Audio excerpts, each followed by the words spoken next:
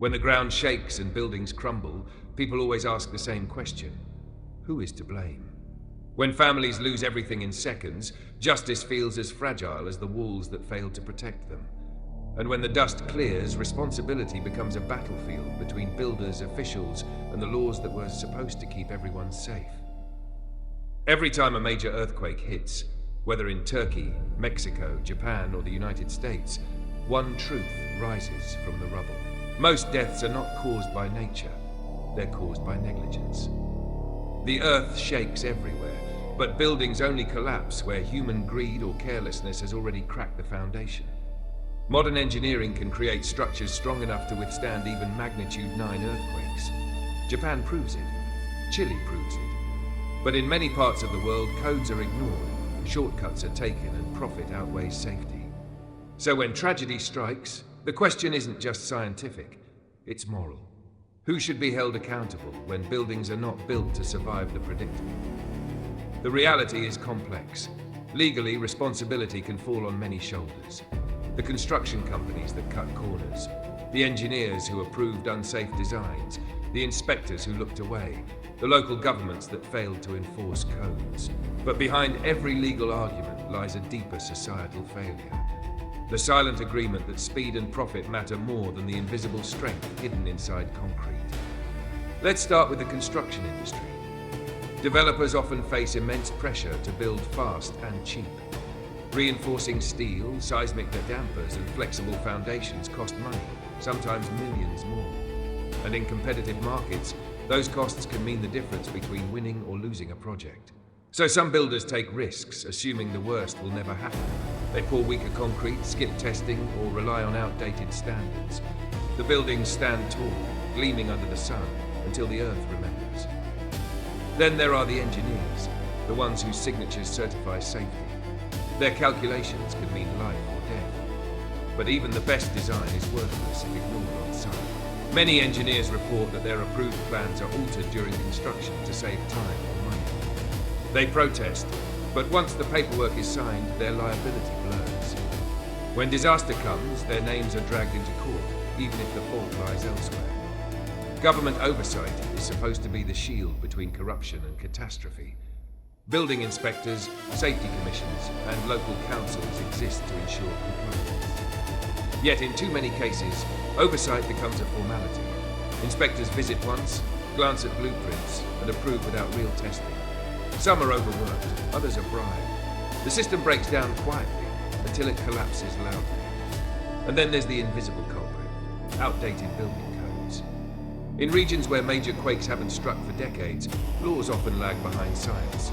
Cities expand, but regulations stay stuck in the past. Old structures, schools, hospitals, apartment blocks become ticking time bombs. Politicians resist expensive retrofits, promising voters that it won't happen here. But the ground doesn't care about budgets or election cycles. When the fault line ruptures, so does every excuse. The aftermath of every earthquake reveals the same haunting pattern. The poor suffer the most. In low-income neighborhoods, houses are often self-built without permits, codes, or inspections. Families pile bricks and concrete by hand, unaware that they're building their own graves. Wealthier districts may lose property, but poorer ones lose generations. The inequality of safety becomes another form of injustice, a reminder that even in nature's fury, human decisions decide who lives and dies. After the 1999 earthquake in Turkey, which killed more than 17,000 people, investigations revealed that many buildings collapsed because of substandard materials and illegal construction practices. The phrase, "concrete of death," entered public vocabulary. Contractors were jailed, but not before public anger turned to cynicism.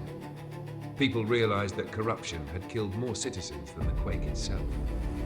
2 decades later, history repeated in 2023, when thousands more died under the same preventable conditions.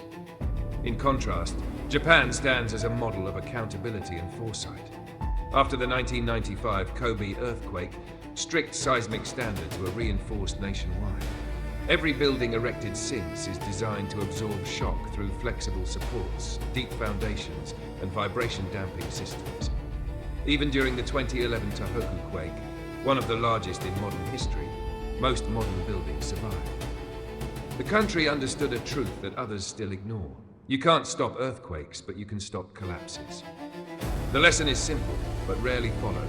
Accountability must start before disaster, not after. Governments must audit old buildings, not just issue condolences. Developers must be transparent about materials and methods.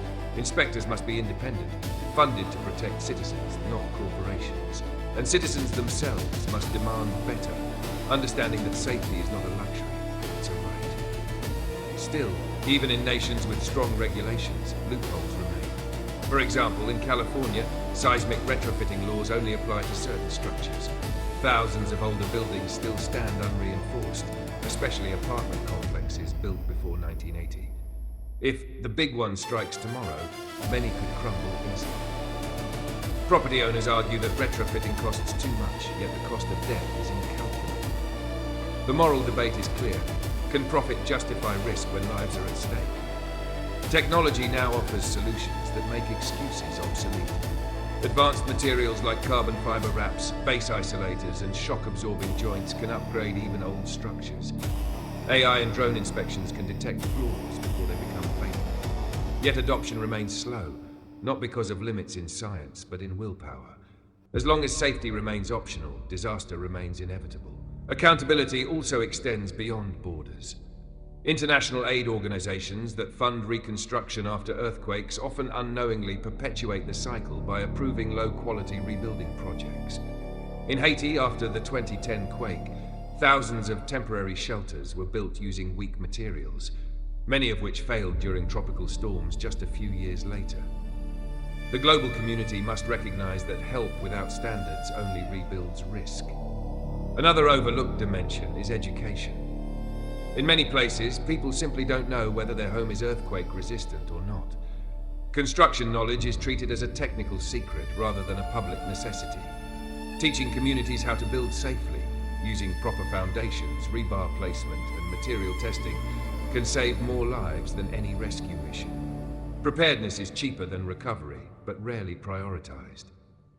When the question, who is responsible, arises, it often ends in blame rather than reform. Developers blame inspectors, inspectors blame governments, governments blame fate.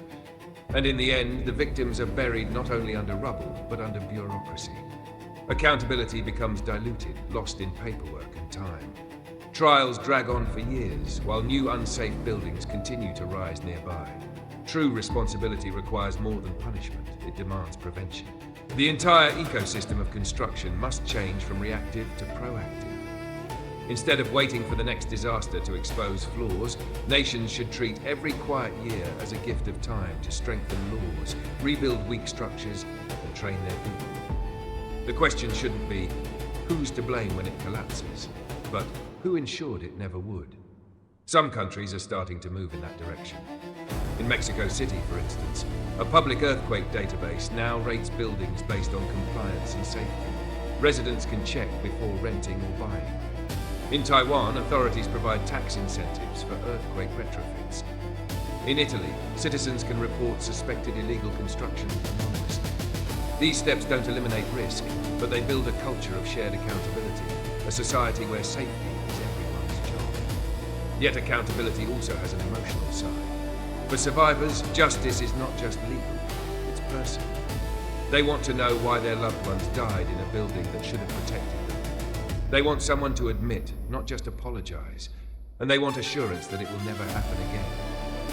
The law may offer compensation, but only integrity restores trust. It's easy to see an earthquake as an unstoppable act of nature, but it's harder and more necessary to see the human fingerprints on every fallen wall. Every tragedy is also an audit of conscience. Behind every collapsed home lies a decision. A regulation ignored, a report falsified, a bribe accepted, a voice silenced. Accountability isn't about revenge. It's about rewriting those decisions before the next disaster repeats them. In the end, the answer to who is responsible is both simple and shared. Everyone plays a part. Governments that enforce, engineers who design, builders who execute, and citizens who demand safety. Earthquakes reveal not only the strength of our structures, but the integrity of our societies. When the shaking stops, what stands tall isn't just concrete, it's accountability. So the next time the news shows images of collapsed buildings and headlines scream about thousands lost, ask not only what happened, but who allowed it to happen. Because earthquakes may come from the earth, but the disasters that follow come from us. If this message opened your eyes to how responsibility can save lives before the ground ever moves, don't let it stop here. Subscribe to Crisis Lens, like this video and share it to help others see that true safety begins long before the shaking starts.